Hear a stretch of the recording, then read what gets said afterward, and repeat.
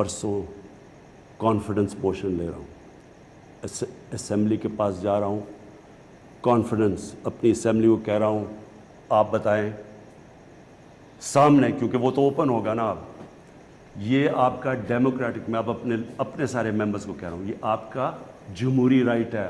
आप कह सकते हैं कि जी हम इमरान खान के साथ नहीं हैं, मैं आपकी इज्जत करूँगा, ठीक है, मैं नाअहल हूँ, इतना काबिल नहीं हूँ, आराम से हाथ खड़े करें, कह नहीं है मैं अपोजिशन में चला जाऊँगा। अपने खानदान के अंदर फैसले करते हैं और दरबार लगा के अपने सेनेटर्स को गुलामों की तरह ट्रीट करते हैं। आज उसकी नफी हुई है, क्योंकि सेनेटर साहिबान ने जो पीपल्स पार्टी में हैं, PMLN में हैं, बाकी पार्टीज में हैं, उन्होंने अपने ज़मीर के मुताबिक फैसला किया है। PMLN के लोग, मैं यकीन के साथ कह सकता हूँ कि वोट हमारे बढ़ेंगे, कम अगर इसका मतलब आपने PMLN के बंदे तोड़ लिए? नहीं, हमने नहीं तोड़े, लोगों का ज़मीर जागना शुरू हो गया। लोगों का ज़मीर जागना शुरू हो गया और लोग वोट।